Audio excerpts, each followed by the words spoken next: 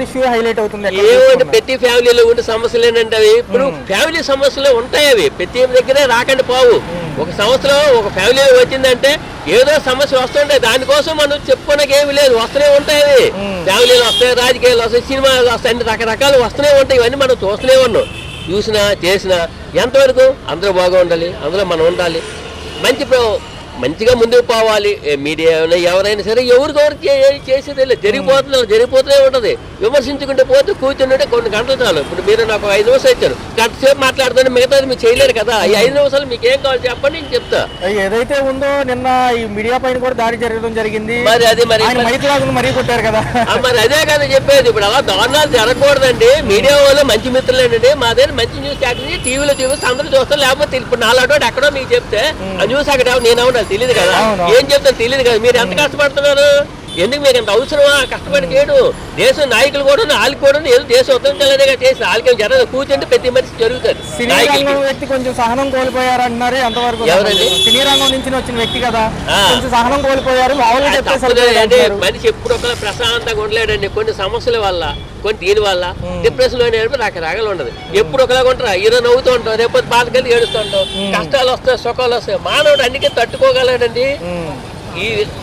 ఇవి ఎక్కడో చెప్పుకుంటే పోతుంటే సినీ ఫీల్డ్ లో కానీ ఏ ఫీల్డ్ లో కానీ వస్తుండే.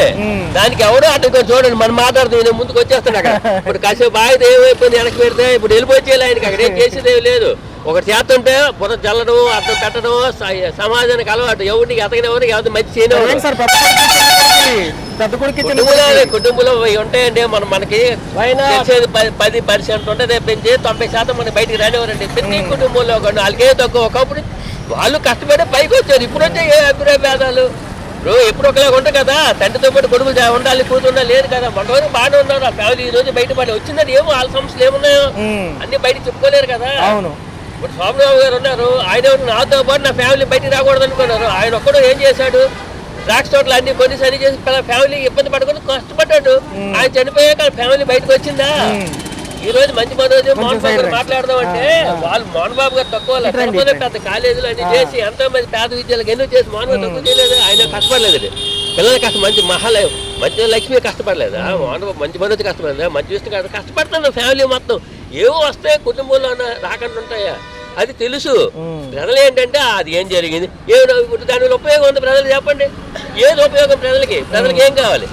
నేను 70 సంవత్సరాలు స్వాతంత్రం వచ్చింది, ఏం కావాలి అడగండి. ఒకడు కూడా ఆలే బెస్ట్ తెల్లలు కొట్టో తిట్టో డబ్బులు ఇచ్చారు అని ఇప్పటికి అంటున్నారు. నల్లవాడు మమ్మల్ని దోచుకుంటున్నాం, బ్లాక్ మనీ అయిపోతుంది అంటారు.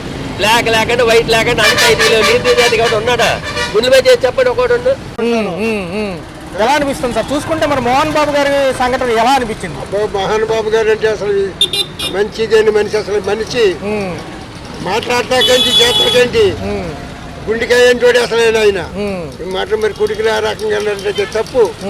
తండ్రికి తీసుకొచ్చిన తర్వాతనే ఏదో చేతులు పైకి వచ్చినాయి అని చెప్పేసాను. కానీ తల్లిదండ్రుల కాడి నుంచి కింద నుంచి పైకి వచ్చాడు ఆయన. కింద నుంచి పైకి వచ్చాడు. తల్లిదండ్రులంతా గౌరవించాడు, కుటుంబాన్ని కూడా అంత గౌరవించాడు ఆయన. ఆశీర్వాదాలు కొట్టుకుంటున్నారు. ఏం చేస్తారు ఆయన తగా తీరక ఇప్పుడు ఎవరికైనా సంపాదించుకుంటున్నారు, పిల్లలతో బతుకుతున్నారు. మరి తండ్రిని గౌరవించాలంటే తండ్రికి ఎంత గౌరవించాలో తెలుసా? తండ్రి ఏమన్నా సరే పక్క వెళ్ళిపోవాలి. నువ్వు ఎలాంటి తండ్రి ఒక మాటకి అసలు తండ్రిలో ఏం సరిపోతాడు అసలు ఆయన? అంటే వాటాలు ఇవ్వలేదు అంటున్నారుగా. వాటాలు ఇవ్వకపోయింది చేసింది దాని ఏముందండి. ఎలాగైనా తీసేసుకుంటాడు, ఎలాగైనా ఇక్కడ ఈయన ఇవ్వకపోయింది ఎక్కడికి వెళ్ళానే తెచ్చుకుంటాడు. దాని గురించి కాదు, వాటాలు ఎలాగొచ్చి వస్తానే ఉంటాయి. తండ్రిని గౌరవించి నీ ఇష్టం ఏం చేస్తామని పక్క తప్పుకుంటే లేదు అని ఉండదు. అంటే నాకు రావాల్సింది నాకు ఇవ్వండి, నేను దుబాయ్లో ఉంటాను అంటున్నాడు ఆయన. ఈ చిన్న కొడుకేమో వేరే అమ్మాయిని చేసుకున్నాడు. రెండో పెళ్లి, మొదటి పెళ్లి అయిపోయింది, విడాకులు అయిపోయినాయి. సో ఇప్పుడు ఆస్తిగాదాలు బయటకు వచ్చి మీడియా వాళ్ళని మైకు లోగోలో మరీ కొట్టారు. ఏమండి అదే బాబు, మీడియా కొట్టారు చేసుకొచ్చారంటే తప్పు. రేపు పొద్దున బయట ఏంటంటే ఓ మాటకి ఇలాంటి వాడే అని చెప్పేసి గౌరవం వస్తుంది. అసలు దేని మంచిది, తండ్రి మంచిదాన్ని కాపాడుకోవాలి. నువ్వు అసలు జన్మనిచ్చిన తండ్రితోటి అంటే రేపు పొద్దున నీకు ఉన్నారు, అసలు నీకు చూపెడతారు. నువ్వు ఎక్కడికి వచ్చావు, రేపు పొద్దున నీకు ఇప్పుడే ఇంతవరకు వచ్చావు, రేపు పొద్దున్న నీకు చరిత్ర చూపిస్తారు వాళ్ళు. ఓకే మొన్న కూడా మోహన్ బాబు గారి ఇష్యూగా చూస్తున్నారు, ఎక్కడ చూసుకున్న టీవీలో పిల్లల పైన గొడవ కానివ్వండి, అసలు ఎలా అనిపిస్తుంది జనరల్ చెప్పండి ఇబ్బందులు? జనరల్ గా ఏముందండి, మోహన్ బాబు గారు అందరిని ముంచాడు, ఇప్పుడు కొడుకే ఎదురయ్యాడు, ఎదురుకత్తయ్యాడు. నిన్న పాపం మైకు లాక్కుని కూడా కొట్టడం జరిగింది మీడియా వాళ్ళని, వాళ్ళు ఏం అడగలేదు, ఏం జరిగింది సార్ అన్నాడు అంతే ఆయన. అంతే, దానికి వాళ్ళు సమాధానం చెప్పడం చేతకాక ఎదురు దాడి చేశారు అంతే. అంటే ఏంటి సార్ ఇంత వైరుధ్యం ఎందుకంటారు? ఈయన చిన్న కొడుకు గారికి పెద్ద కొడుకు గారికి ఆస్తి తగాదాలే అంటున్నారు చాలా మంది. ఆస్తి తగాదాలే. ఇప్పుడు ఆయన తండ్రి గారు అన్యాయంగా అక్రంగా దోచుకున్నాడు ఒకళ్ళ దగ్గర, ఆయన ఎవరో పేరు చెప్పకూడదు, అవి ఇప్పుడు బయటపడుతున్నాయి. కొడుకుల ద్వారాగా వాళ్ళని బయట రోడ్డు మీకు ఏడుస్తున్నారు. ఈ సినీ రంగానికి సంబంధించి ఎన్నో పంచాయతీలు చేస్తూ ఉంటాడు ఆయన బయట. ఏమి అన్ని ఒట్టి మాటలే అన్ని, ఆయన బయటకు చేయడం వరకే, ఇంట్లో ఏమి ఒకటి కూడా అమల్లో ఉంటుంది. మరి ఇంత రాద్ధాంతం జరిగింది, వాళ్ళు ఏమో కేసులు పెడుతున్నారు ఒక పక్క, ఈ పరిస్థితి ఏంటంటారు? మీడియా వరకు వచ్చింది కదా పాప. మీడియా వచ్చింది, కోర్టు కూడా వెళ్తుంది, ఆయన పరువు పోయినట్టే లెక్క. జర్నలిస్ట్ సంఘాలు కూడా ఊరుకోమంటున్నాయి సార్. ఊరుకోరు, జర్నలిస్ట్ మీద చేస్తే అసలు ఊరుకోరు. వాళ్ళు ఎక్కడా కూడా ఓవర్గా ప్రవర్తించారు, జనరల్ గా ఏం జరిగింది సార్ అన్నారు అంతే. అంతే, దానికి సమాధానం చెప్పండి చేత కాక నో కామెంట్ అవ్వాలి కదా, దౌర్జన్యం. నో కామెంట్ అనొచ్చు కదా. అది ఏం చేయగలేదు, దౌర్జన్యం ఎక్కువైపోయింది. ఇప్పుడు ప్రభుత్వాలు అన్ని అలాగే దౌర్జన్యం కారణం జరుగుతుంది. ఏం మంచి మేలు ఏమి జరగట్లా. ఇప్పుడు పెన్షన్లు పెంచాడు, మళ్ళీ రీ ఎంక్వైరీ అంటున్నాడు. అదే సార్ అర్థమైంది, మళ్ళీ రీ ఎంక్వైరీ అంటున్నాడు. రీ ఎంక్వైరీ అంటే ఏముంది, ఇప్పుడు సొంత ఆస్తులు ఎక్కువైనా అట్లానే ఉంటుంది. అయ్యో ఎందుకంటారు సార్, ఎందుకంటారు? మరి అవును, మోహన్ బాబు గారు అంటే మరి ఆయన ఉన్నత ఇదే మరి అలాగే ఉంటది. ఎందుకంటే ఆస్తులు ఎక్కువ సంపాదించినా ఉంటుంది. ఓకే, పిల్లలతో వ్యాపారం. పాపం ఆయన కూడా సినీ రంగం వ్యక్తే కదా బాగా. మరి ఎందుకని అంటారు సార్ పాపం? ఎందుకంటే ఆయన కర్మ అనుకోవాలి. పిల్లలు ఉన్న ముగ్గురు పిల్లలు ఇదిగా ఉంటే ఆయన ఆనందంగా ఉంటాడు. సంపాదించిన దాని గురించి ఇది ఉండదు, చక్కగా ఏదో మరి మంచోడే కదా ఆయన. పిల్లల గురించి కష్టపడింది, మరి ఇక కష్టపడి అంత సంపాదించి అక్కడ పెడితే మరి తంతారు కొద్దిగా ఏం చేస్తారు ఎవరైనా? ఆయనకు వయసు అయిపోతుంది. మరి పెద్దోళ్ళు అంటే గౌరవం ఉండాలి కదా కొంచెం అన్న. వాళ్ళు మన గురించారా ఇంత కష్టపడి ఇంత ఇది చేసింది. సినీ రంగంలో ఎన్నో సమస్యలు పరిష్కరించాం. అదే మరి పెద్దోడు అంటే అన్ని పరిష్కరించాడు కాబట్టి మరి ఆయనకి పాపం ఇదే మాకు బాధ కలిగింది. ఎందుకంటే నేను మోహన్ బాబు ఫ్యాన్.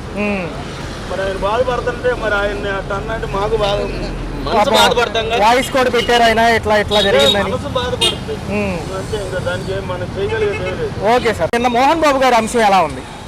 అంతా స్టంట్ అది, అదంతా ఏమన్నా ఉంది, అంతా శ్రీనుడు. ఈయనకి అంతకంటే బాగా యాక్ట్ చేయగలుగుతాడు. పాపం ఇద్దరి మధ్య గొడవలో చూశారు. మామూలుగా ఇంటి గొడవ సాధారణంగా ఎక్కడైనా ఉంటాయి.